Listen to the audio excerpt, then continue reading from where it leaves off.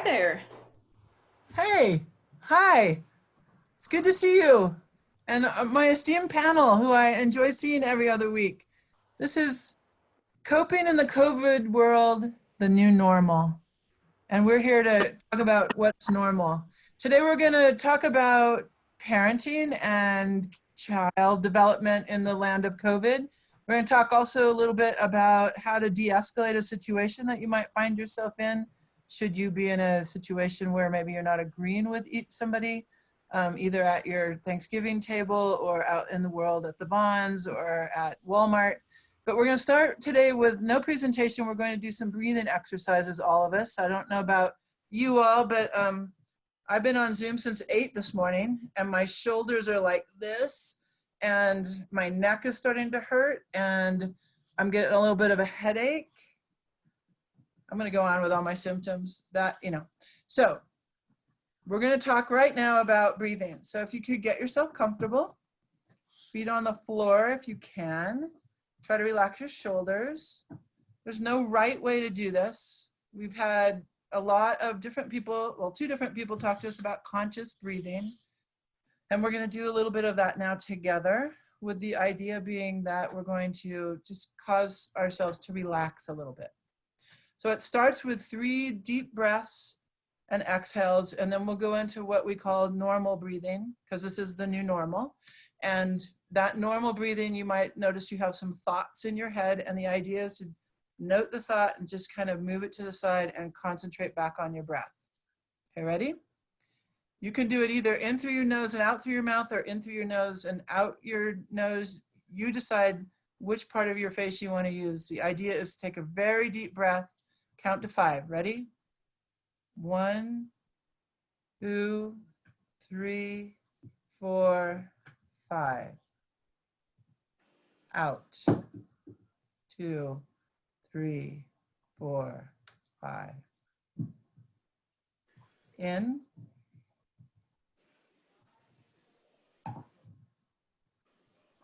Out.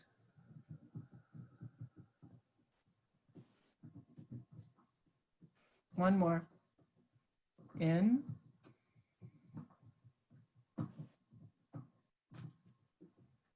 And out. Now just the normal breathing, concentrating on your breath, trying to let your thoughts go.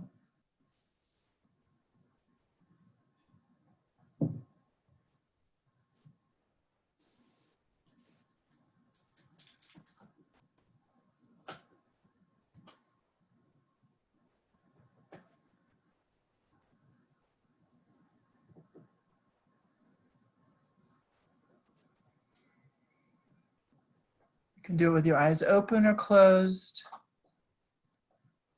Just paying attention to the feeling of your lungs filling up and your air leaving your lungs, trying to get the thoughts out of your head. Note them. They'll be there. Let them go off to the side. Focus on your breathing.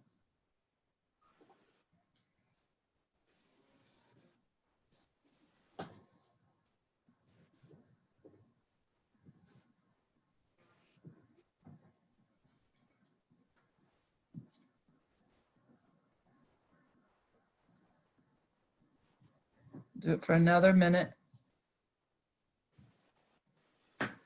Normal breathing. Letting your thoughts go off to the side.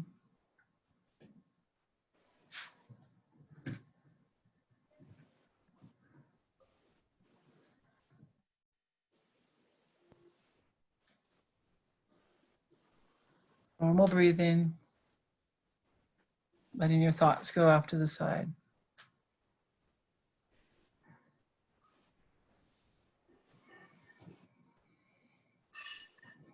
So if you have your eyes closed, you can open your eyes and just start to kind of get yourself reoriented, either in the room you're in or on the Zoom meeting here where we are. And this is the every other Wednesday night Mono County Coping in the COVID World the new normal. We've been doing this for a while now, and we're going to continue to do it every other Wednesday. We have a panel. We've got an added person tonight, which we're really grateful to have, Lauren Plum, joining us.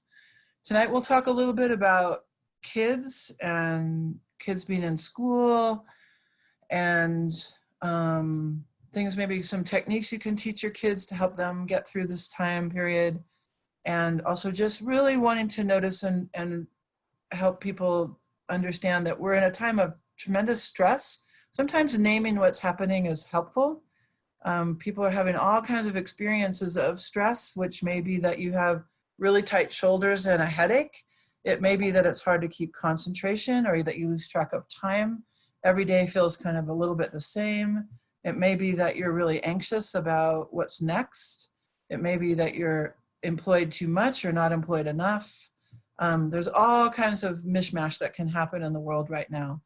And whatever ways that we have to deal with stress, we have two things that we have control over. One is our breathing. That is something that we can always do in any situation that we're in when we just either are noticing that it's time to relax or we're in a situation that's particularly stressful, is just reminding ourselves, even putting our hands on our chest and reminding ourselves to breathe in and breathe out. Maybe do it 3 times before you kind of do the next thing, move forward. The other thing we have control over mostly is that also really helps a human being is making connection. One of the things I look forward to about this particular evening is I get to see people who I really enjoy and that I like to work with, and I get to hear their perspectives and hear how they're doing. And I always feel better after this session with all of these folks here, and I hope you do too. But also to make connection with through texting or any way, any medium that you might use, including writing a letter and sending it through the post office. Any connection that you might have that you can make with somebody you know well, somebody you don't know well, especially if you know somebody's not doing very well or having a hard time, that you can reach into their world a little bit.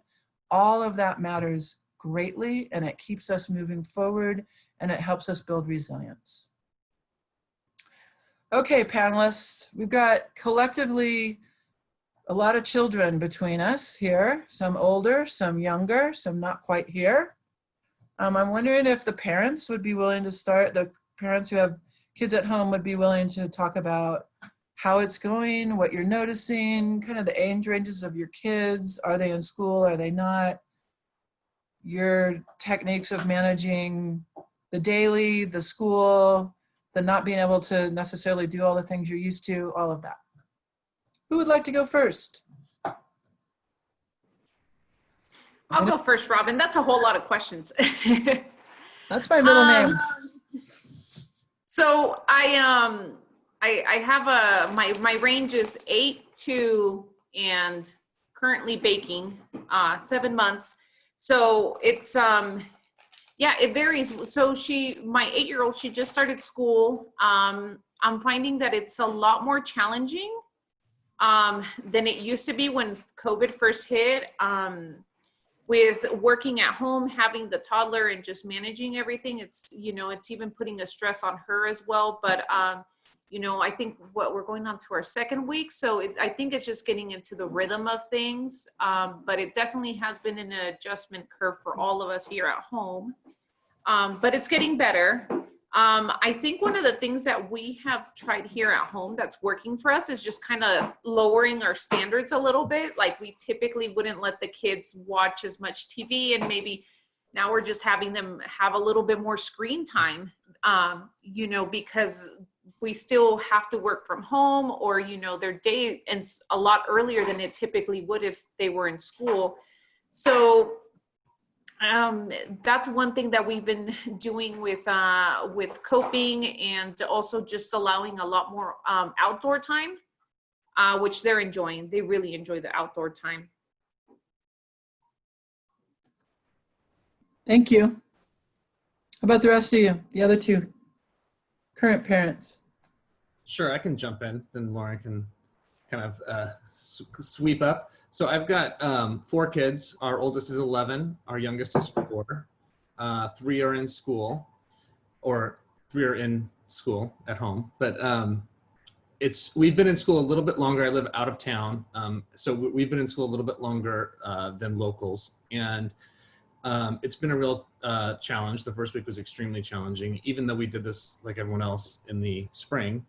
I think that, we're starting to notice, I will say my wife is very much more disciplined about things. I am a little bit lax. And of course I am working throughout the day, so I'm not involved in as much as what's going on as she is, but we're a little bit lax around all of it, quite honestly. We don't love them being in front of the screen all day long. And so, Stephanie, we're the same thing. They enjoy screen time, playing Roblox and doing things of that nature. So we still want them to have time to do that, but we don't want them in front of a screen all day. So it's a little bit of the give and take. We've also noticed some challenges, with one of our kids who happens to have metal in her mouth, a piece in the top of her mouth to expand out her mouth. And it's very challenging for her to communicate virtually. She's having a hard time, the teacher's having a hard time hearing her and understanding her. And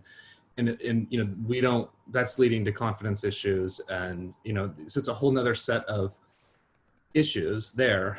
Our oldest is in 6th grade and first year in middle school, and we're in the same district, but we chose to go to a different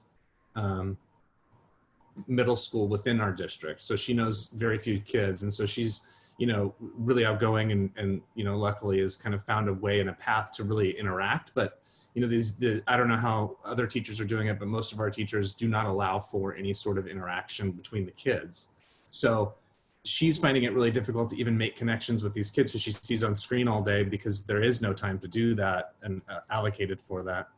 So that's been a challenge. And then just the end of when school is over, our district decided that there was a little bit too much screen time. So they are shortening the day. So I think our days next week are going to be ending at 1 around that time. And, we are in a situation where luckily my wife is at home, so the kids are at home. We don't have to figure out what to do with them in the afternoon. And she can take them out, and, we have a place where they can swim and things like that. But I know the afternoon and finding activities for kids has been challenging. I did also want to say, Robin, that I appreciate the exercises that you've been kind of teaching us and that Beth has rolled out. I think it's interesting because up until, very recently, I hadn't ever really thought about my own mental health. You think about your physical health quite a bit.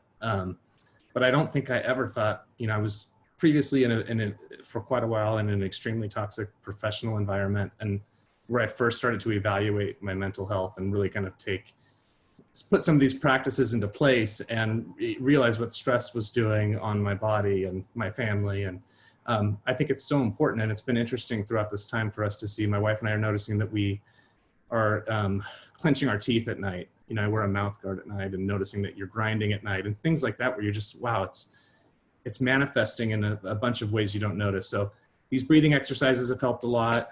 Identifying that this is going on has helped a lot. I know a lot of us have talked about over the course of these webinars, we've talked about just really kind of like Stephanie said, relaxing, your standards a little bit and giving yourself some grace and flexibility throughout all this has been really helpful. But yeah, the kids in school has been difficult. And then the 4-year-old having zero interaction with anybody else, has been a real challenge. And then keeping him entertained and busy while the other 3 kids are on a Zoom, I'm on a Zoom. It's all been quite a circus around here, but yeah, that's how things are going in my neck of the woods. And are you the clown or? More like the ringleader. You're the ringleader? Yeah. Some days I'm the clown. I want to remind everybody you're paying attention or watching coping in the COVID world. We have a question and answer box on your screen if you want to type in a comment or a question, or through Facebook Live. If that's how you're reaching out to us, you can write something in the comments and we'll see it, and then we'll distribute it amongst all of us here and talk about whatever is on your mind. Lauren, do you want to go next? And then Cassandra, I know you're in a parenting situation of sorts. Sure. I have 2 girls, a 10-year-old and a 4-year-old. My My 10-year-old started school last week. I think parenting is a lot of organization and just like tracking schedules, and I'm a planner, and COVID's teaching me to be really flexible and adaptable and thankful for whatever normal was before this. But my 10-year-old is doing virtual school. I'm really lucky. She can read. She's really good at staying on task. She had an iPad before, so she knew how to use it already. In the spring, when we shut down, my biggest hurdle with her was getting her username and passwords and figure out where to go for each class. So I feel like we've already come over that curve a little bit, but now it's a whole new program, a whole new class, a new teacher. She's been really good about reaching out to her peers separate from school to keep that communication going and that support system. My 4-year-old has been a little bit more challenging. I think 4 is just like so social, and like that's the main goal of preschool. So to see her like lose her friends and whatnot has been frustrating. And she doesn't have the skills where she can like call or like FaceTime with her peers and like keep a conversation going or get the social interaction that she needs. But I'm very thankful. We had a family move in across the street. Sorry, Stacy, for the pack of wild children that I'm sure you hear all the time. But they have a 4-year-old too. So we're getting a little bit more social interaction. She's working on her conflict resolution. It's been good. I feel like she regressed a little bit. And they're just all so starved for social interaction. Like it's just really frustrating and difficult. Heartbreaking, it looks like. Expectation. Yeah. And I feel like I'm so stressed that they start mirroring it a little bit. So I'm trying to be really conscientious of, like my 4-year-old the other day was like, I have to clean, clean, clean, clean, clean. And I was like, oh, that's me. Like, I'll tone that down. So I'm just being really conscious of what I'm putting out with them. I'm lucky I found daycare. I have to, my employer requires me to be back at work. So I was really stressed for a while there trying to figure out what I was going to do with them during the day. As far as like laxing things, I feel like my 10-year-old has grown up so much in this time period. Like I let her ride her bike around town, or she's responsible to get herself to her own tutoring session. She has like a little watch that I can call her on and track her on. So I feel kind of okay with that. But at the same time, it's like, you need to be aware of your surroundings at all times and make sure you're checking traffic. She's growing up a little bit faster than I want her to, but I feel like that happens to all parents. So. Yeah, and to kind of piggyback on what Lauren said, the other day I saw on social media this meme that said, when did I become my child's personal assistant? And, you know, I had a conversation between the parent and the child, like, you have a Zoom meeting at such and such time, you know, we had to reschedule FaceTime with grandma. And I'm like, that is exactly what parenting and schooling feels like right now. Like Lauren said, you know, here are your passwords, here's your packet, this is what you need to do. So it really feels like you're a personal assistant for your, you know, your kids that are going to school. It's so crazy. I've gotten text messages. Can you bring me a sharpened pencil? I need a piece of paper. It's like. Oh, I had a better one. The other day she turned around and could you please keep it down? I'm in a Zoom meeting. And I said, oh, I'm sorry. You're gonna have some mad professional skills when they get older. Because Right. I want to say a little bit, you're not exactly a parent, but you're doing a lot of the types of things that parents do. Yeah, so I'm not a parent. I do have a 13-year-old brother, so he started 8th grade. Definitely, it's been a hassle, just the fact we had to purchase, you know, the tablet wasn't enough for him. So we decided to get him a laptop, which was something really big my parents were not wanting to do quite yet. But it's necessary. And also too, as well, like just figuring out his email, his passwords, and also like helping my parents out too. They're not really good with technology, so so what I did the day before school started was I got everyone together. We went over, passwords, how to log in. I made them a video that I saved the link to, like they can watch in case they forget. I bookmarked everything for school for them. I texted them the passwords and everything. So I did a little bit of, I guess, the basics of teaching them how to use Zoom, how to log in and stuff like that. I mean, my 13-year-old brother, he's really into video games. So he's pretty good with technology and stuff like that. He does mention that he doesn't really like the online learning just because he can't, like, I guess, just see visually there and, feel more comfortable within the class and ask questions. Right now they're only taking 3 classes per day. So I feel like it is not just enough for them to learn something.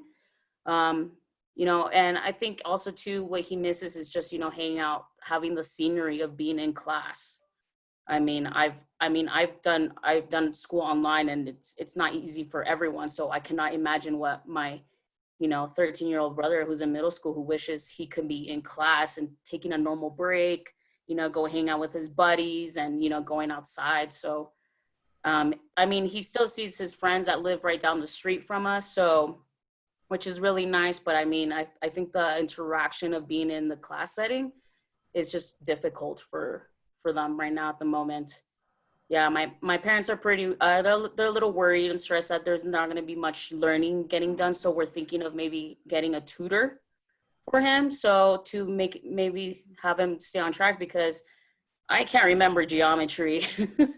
So I've been doing my own learning too on helping him with math and stuff like that. So it's like I'm learning with him too. So it's Sandra, the video, doing the video tutorials is a great idea. I didn't think of doing that. Yeah, and then, one of the things that I've noticed, and I don't know if you guys chime in, Lauren and Justin, when your kids are actually in their meetings, but some of these parents, either it's a language barrier or it's a technology barrier that they, especially with the little ones, right? Like there's some kids that I've noticed that, they really struggle with the technology and logging back into Zoom and whatever different websites that they have to go into. But that's one of the things that I've noticed, that for some people, it's a language barrier or technology barrier. But I know that I think the Office of Education, they were having some sort of webinar on it. But that is a really good idea to, have it pre-recorded, and, that I think your brother's very lucky to have you there to assist with his learning curve. Just like Lauren said, it's just to echo, you have to be on a schedule, and you have to, be on it yourself too. So I'll text my brother in the morning, be like, hey, get up, or, give a call, or, go check in that he's up and ready to go. So, just being on that schedule, it's the only way to, I guess, get started and keep them on track, even though everyone gets sidetracked too. So you could make a career out of this. Right? So you are tuned into the Coping in the COVID World, the new normal. We have a question and answer box on the screen if you're tuning in via Zoom, and you can ask a question, make a comment. It can be anonymous or otherwise. We're also live on Facebook through Mono County Behavioral Health, correct? Facebook page. You can leave comments or suggestions or ideas there as well. And I want to remind you, I want to ask the non-parents if they have any questions or thoughts as well. I want to remind all of you that the way that human beings build resilience and create purpose in their life is through adversity. And all of us have to have some level of, it's not that we wish that we go through certain things, but we all go through things. And when we do go through those things, and we have a positive parent who's there to help us feel safe while we're going through those hard things, it helps us to build the resilience that we need to create purpose in our life as adults. I mean, all of us could speak to different things we've been through as kids kids as young as your kids, and that have created who we are today. And so again, it doesn't mean we wish adverse situations on kids, but this is an adverse time, and helping them too with, there was an article I read, and I'm terrible with statistics because I never got past fractions with my kids. When they got to that, I couldn't help anymore. But there's a huge impact for kids as young as 2 to start doing yoga and breathing meditation, just mindful breathing like we're doing. Having it in the schools. We do it up in the Colville schools through Zoom. We could do it down here. We do it through our department. We can add that for people, where kids just learn how to create a connection between their breath and their emotions so they can self-regulate and get that sense of calm. Kids who learn that at a young age develop that as they turn into adults and go through adolescence and adulthood. And it's very, very, very helpful. So this is a time limited, it's a long time that we're going through the pandemic, but it's also time limited. And as long as we all stay safe, then I think the next most important thing is just that letting go of some of this stuff and letting kids figure it out with you being there is going to really mean something later. We don't know what it will be yet, but it will be something, and not to worry about that, which is easy to say.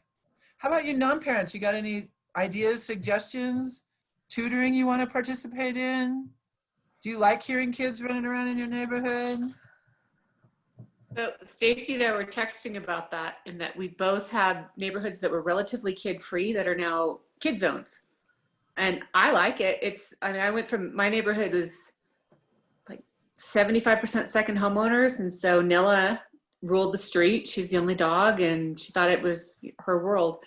And now there are kids up and down the street and on the streets that surround us, and they're everywhere. And it's kind of fun. And they come over because, that's kind of the Mammoth way. Even with kids, they're kind of free range still here, which I like. And they'll come over and say, hey, can Nilla come out and play? So I love that. I'm like, sure, you can play with that big lazy dog. Sure, have at it. Lauren, my contribution to the neighborhood was having an impromptu dance party. So Laura, our house, in Mammoth, we don't typically have fences in between our backyard, so there's just trees. And when it was really hot here, I do these online live workouts through a program called VFit, and Thursday night at 5 is the cardio dance party. So I'm out there doing, and then all of a sudden I see and I think it wasn't Lauren's daughter, but another neighbor kid.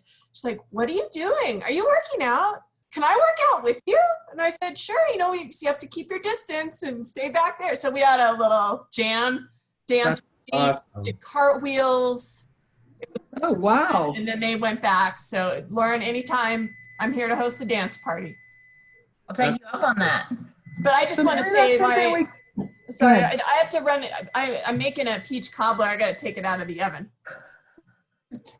All these bakers. So So maybe that's something we can do as communities, is we could host little out until it starts to snow. Hopefully it will snow soon, that we can do like little dance parties for the kids in the neighborhood.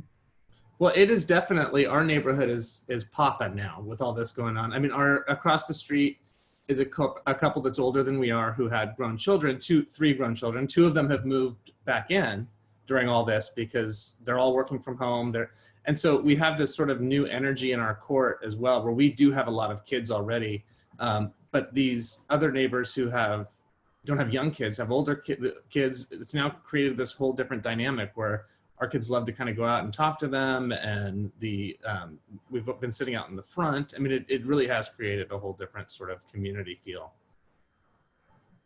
One of the things when we were living in Mammoth, that one of the neighbors, and I knew she didn't have any little ones, but what she did was she went and she bought chalk, and she would place it in little like different spots for the kids, because I mean, and my kids would be out there, right? Oh, chalk, right? And then they'd start scribbling, and I'm like, oh my gosh, when was the last time I saw chalk, right? But I just thought it was really nice of her that, she didn't have little ones, but she knew that there were little ones, and hey, here's something to play with that, it's really inexpensive, and she would just put it out there for the kids to play with.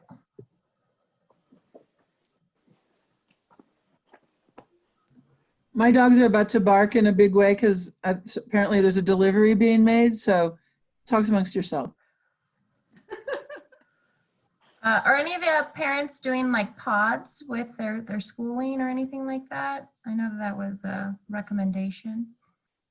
No, up here in North County, we are very hopeful, fingers crossed, that they will go back to school on the 25th.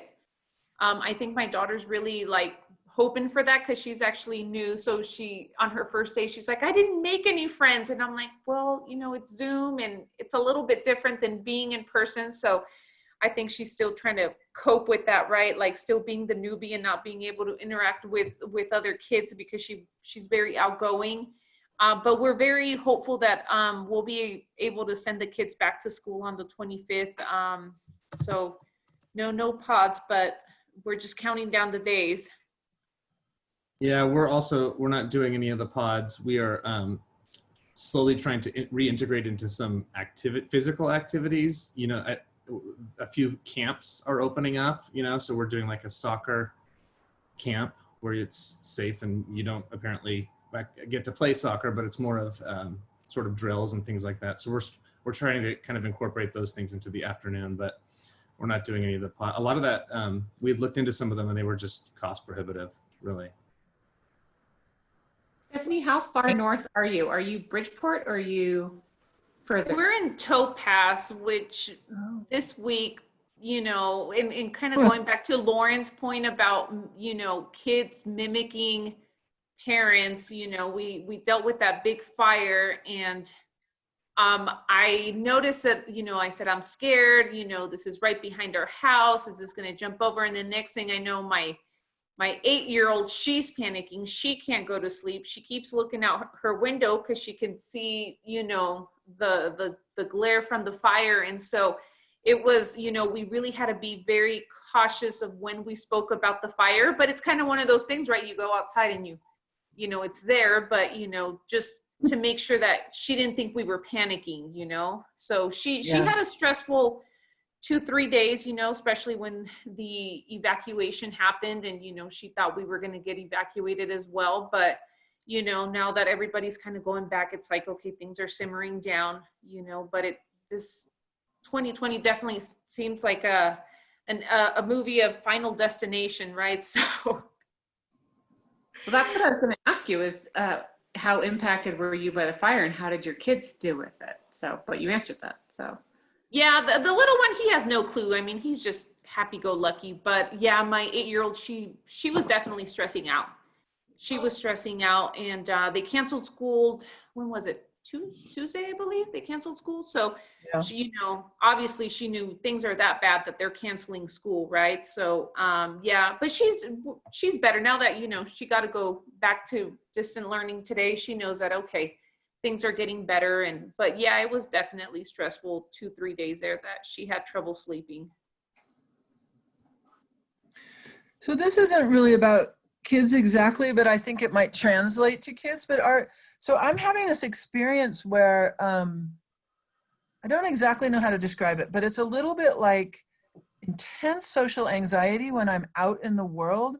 My startle response is very high, and where when I do encounter people, because I'm just not around people all the time anymore, when I do encounter people, it feels not dangerous exactly, but kind of a little odd.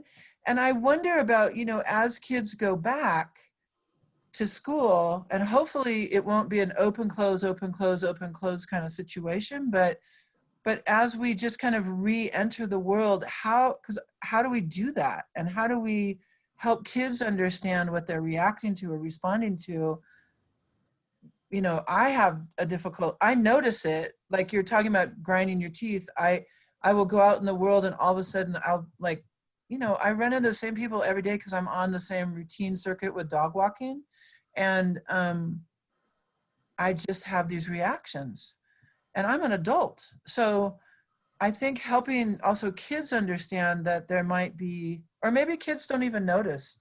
You know, I don't really know. The whole social order is going to change. And you know, all of that will be different for them. And I'm just curious if you guys are noticing that in yourselves or noticing that in your kids, your dogs. I've laxed a little bit, Robin. So I was definitely like, stay 6 feet away and keep your mask on the whole time. And now I don't have a pod necessarily, but the kids across the street, I figure their COVID is my COVID now. Like it's just an exposure level that I'm willing to accept. Which is another balance that I've had to deal with, them going back to daycare or to their little learning groups or whatever, is what level, how much increased exposure am I bringing into my home, and is that acceptable? And balancing that out with childcare needs and what's best for them socially, you know? And those were really difficult decisions. Yeah. And I think if we're making them alone and we're not talking to each other about them, then we bring in doubt and we bring in our own worry, guilt, and shame. You know, that's normal. That's what humans do. We fill dead space in with negativity typically, unless you're really good at the conscious breathing. So, you know, maybe Stacey, you do more of it, I think, than the rest of us. So maybe you don't do as much of that, but it's hard, right? And that's part of the whole idea of doing these on the every other week, is just having these conversations so people can know what's normal out there. Is what we're hearing is like many of you don't even know each other and you're doing the same things with your kids. Like we've relaxed our standards, I think was the way you said it. And like, okay. And that means that you're responding to your needs as a family and your emotional needs of your kids. And that's a strength. Yeah. And again, I think because we don't know when this ends, we don't know when the movie ends. And so, you know how you get in the middle of a movie and you think, how long is this movie going to be?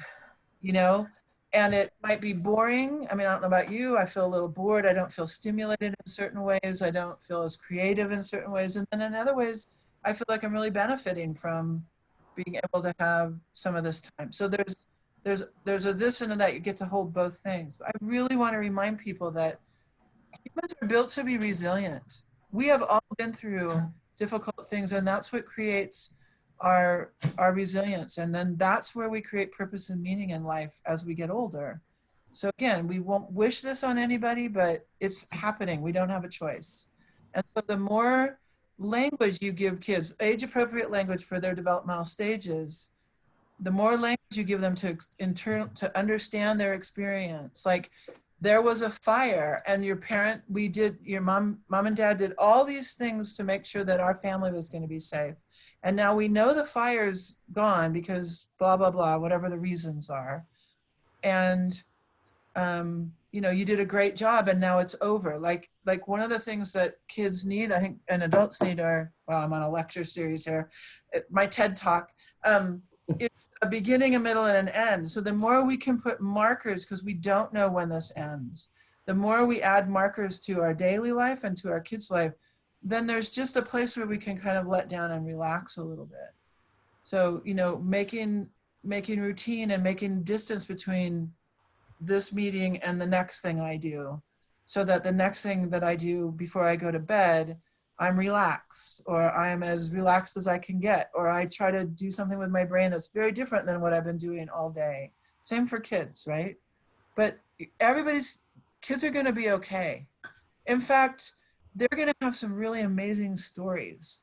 Yeah. And be a generation that has a way to talk about the world that is going to be incredibly unique and I think special, because that's what we'll do with it later. Just right now when you're living in it, it's really hard to see. Yeah, I haven't really noticed any reaction from my 8-year-old, but it will be interesting to see how she reacts. And obviously, I think we're gonna do a lot more reinforcement of like, hey, washing your hands, staying 6 feet apart from people once she goes back to school, right? Because right now we've been in our little hub, and you know, even out here, there's really no kids nearby to play with, right? So, but I think once she goes back to school, it'll be interesting to see if she starts having some of those reactions around other kids, and then overall how she does with an entire school day wearing a mask, right? Because right now it's only been, you know, if we go to the store, maybe 30 minutes, or, you know, it's only for a certain period of time, but man, a whole day with a mask, that'll be interesting to see. Yeah, my 4-year-old's doing a whole day with a mask. So I had her start wearing it around the house a little bit more, just so she'd get used to it. Picked the most comfortable mask she had, her favorite one. It actually stays there, so it doesn't travel back and forth. But I was a little nervous about it.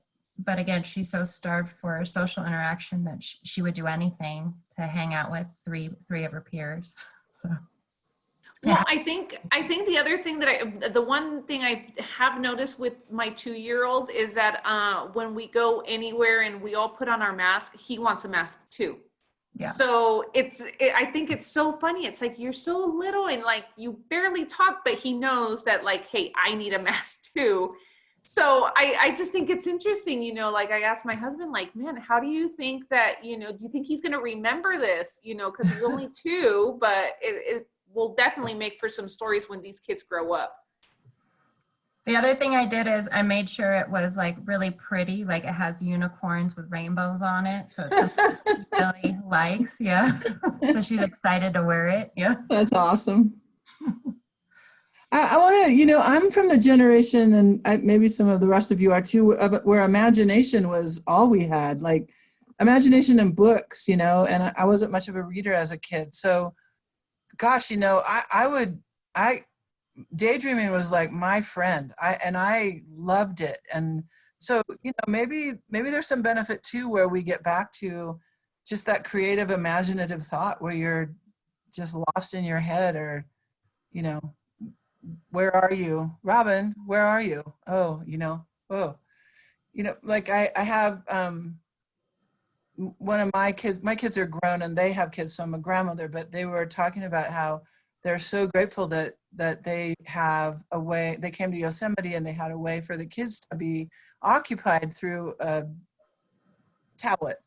And I'm like, man, I used to love just looking out the window. Like I can remember even my face being on the window and just staring out the window. And there's just, you know, there's also benefits to those things.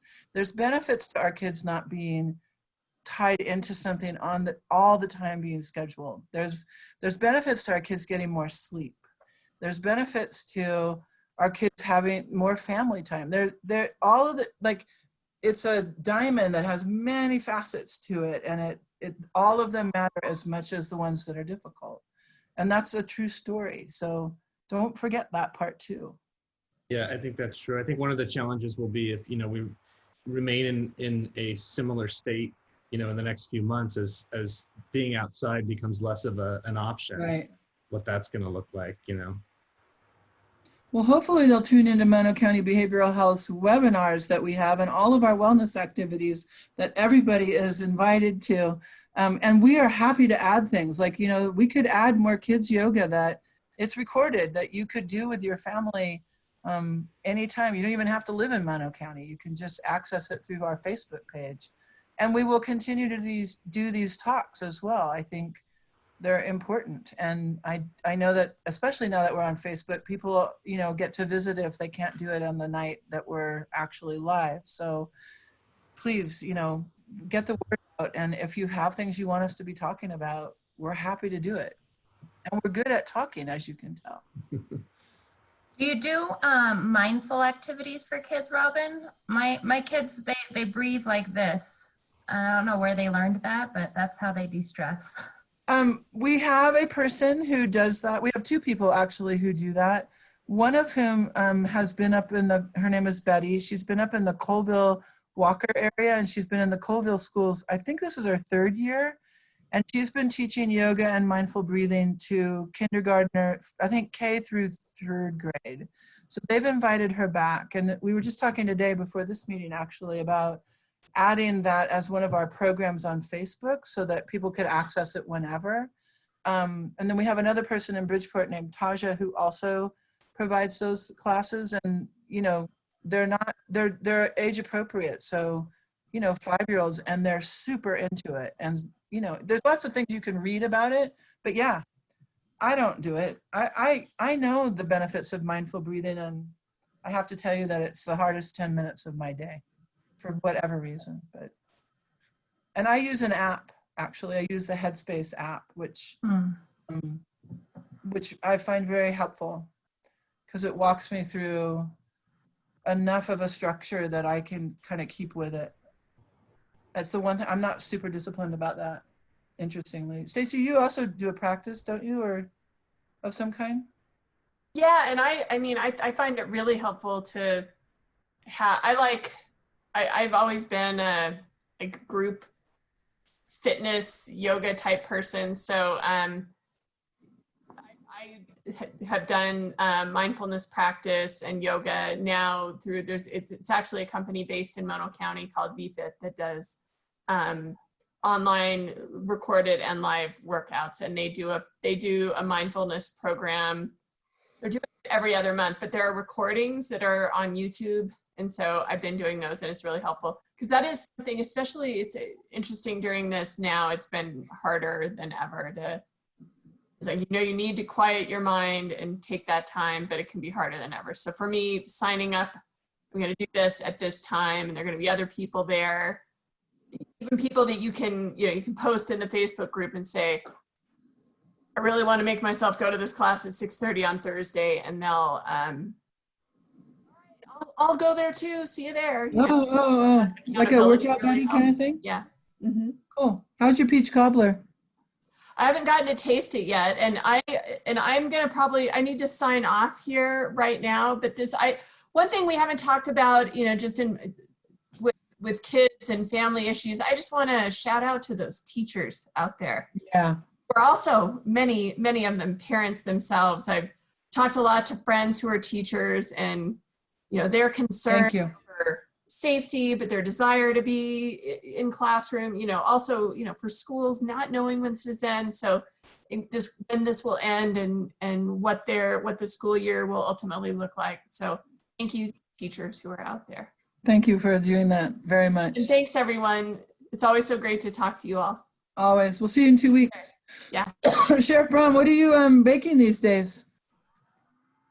So I haven't, well, I do, because it's so hot, I don't want to turn on my oven. Oh, yeah. Eat at my house. So one of the things that I do make, and they're super easy and they look difficult, but they're not, is peanut butter Nutella Rice Krispie treats. So you melt the butter and then the peanut butter and the Nutella and the marshmallows and stir in the Rice Krispies, and then I drizzle it with milk chocolate. And then I pimp it to people as a cereal bar because it's made with Rice Krispies. But that one's easy because I don't have to turn on the oven and heat up the whole kitchen. And our house is we have a Gambrel style house. So you turn on the oven, it heats up the whole house. And then it's already so hot, but I don't want to run the oven if I don't have to. Although I am thinking of, you got on that donut kick, and I make those yummy pumpkin cookies that are like little cakes. So I'm like, I wonder if those would make a good donut. So I'm going to try to make those in the donut pan with the maple glaze. I'll let you know how that turns out. Please do. Please be able to really describe it such that we're all having one together. Other than that, I don't know. I was going to ask you, I was thinking when you were talking about like the upsides to what kids are experiencing now, what other upsides are there to this? And one thing that you and I have worked on and listened to podcasts and talked about is medication assisted treatment, and how hard it was to get because you had to go somewhere to get your methadone or to get your whatever. You had to go to see a doctor, and with all this COVID stuff, that really changed that. And do you think that'll stick? Because I think it's going to be amazing. Yes. Yeah, I think there's a lot in the works.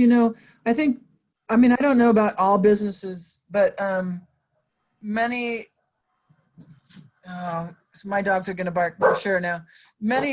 You guys have to talk. This will take like 3 minutes. I don't know anything about that. Robin will have to fill us in when she gets back, but I think that you're right. I think there's going to be a lot of, efficiencies that are realized that hopefully do stick. There's been a lot of things, and I think for our kids too, some of the things that we maybe don't enjoy so much now about them having to do, it's going to be beneficial for them in the long run to have learned at this age. Lauren, I think you're right. My kids, I think the same thing. Our oldest, we've given more responsibility and latitude to than we would have otherwise. And we are actually noticing it being a good thing and realizing perhaps we're holding back on that. So, that has become a benefit, but looks like Robin's back. She can talk about the mat. Oh, I was gonna say, yeah, for us, we've noticed it in both kids with the 2-year-old. Prior to COVID, well, still, I mean, his speech was delayed. He wasn't speaking very much. He said very, very few words. And now that we've been at home and, all he hears is adult talk and us talking to him, he's way over 25 words. And we're actually working, I think it's mono first 5. And so they think, hey, 6 more months and he'll actually be off the program and he'll be all caught up. So for us, it's like, oh my gosh, he's up to like 25 words. Like this kid, he's speaking now. And then the same thing with my 8-year-old. One of the other things I didn't mention that we're having her do a lot more chores to keep her busy because I'm bored. Okay, well, you're bored. There's weeds to pull, there's trash to take out. So one of the things that we've noticed with her is she's a lot more responsible and she's like a little mommy, right? Like we had dinner and she's like, no, you guys been working all day. I'll pick up the table. I'll wash the dishes. And I'm like, oh my gosh, she's 8, and it's almost like a proud parent moment, right? But it's all these extra things that before we didn't allow her or we didn't, have her do these chores, right? That she's having to do now. So that's definitely been a positive in our household. So I'm back, sorry. These are great things, right? And I really appreciate all of you being willing to share it and talk about it. And to get back to Ingrid's question about MAT, for those of you that don't know, it's a medically assisted therapies for people who are struggling with addiction to opioids or alcohol. And it's one of the things we do through our department. Ingrid and I, through the jail, have a program that we've set up. But what we're finding is people have access to therapies and treatment that they didn't have access to before too, because we have Zoom.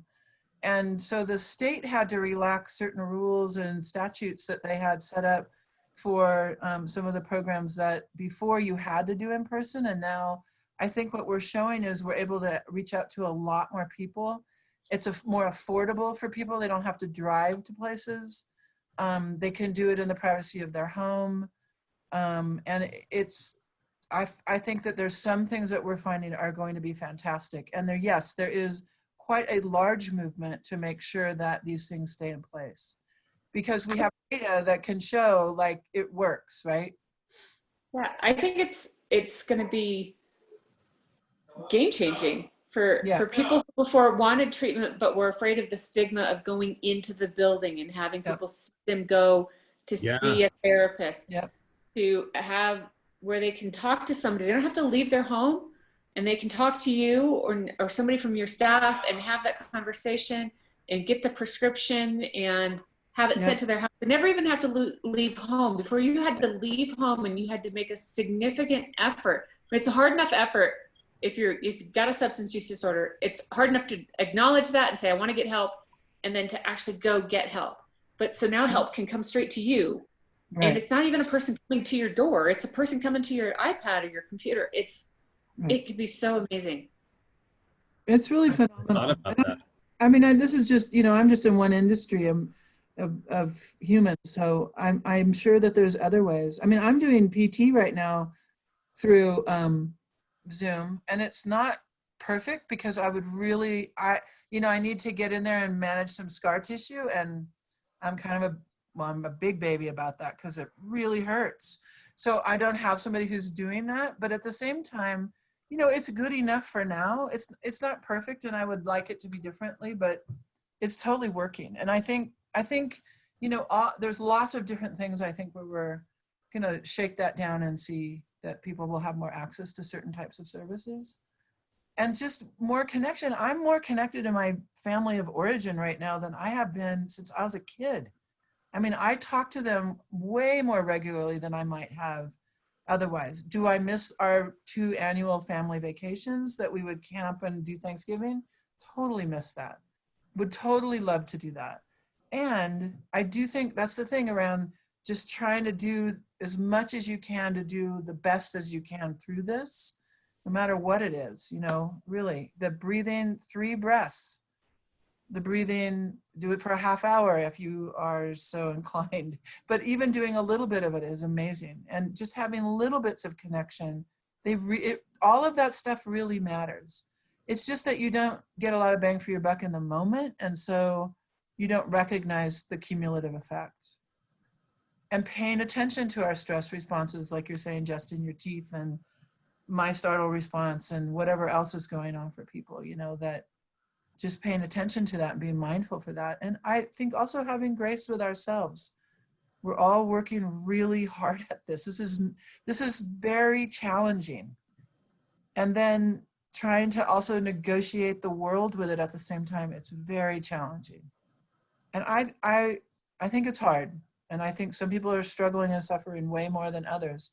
And I think we're doing a tremendous job.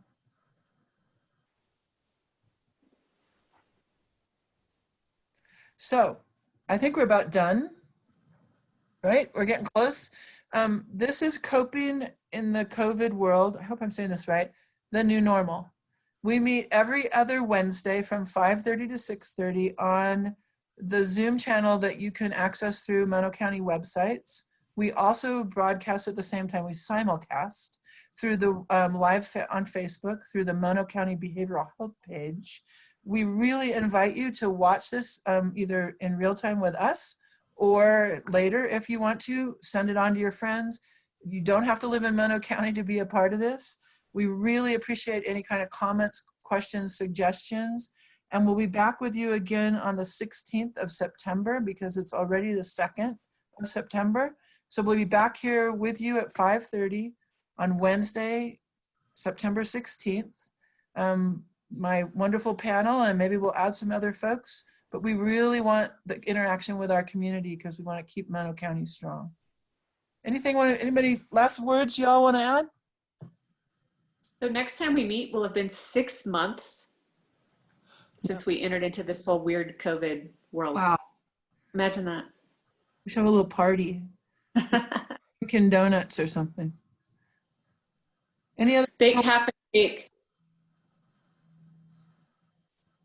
I just really appreciate you all very, very much. Thank you for joining all of us together and just for your candor and what you have to say. You mean a lot, and thank you. Thanks, Robin. Thank you, See you everyone. next time. Bye. Good night. Have a good night. Good night.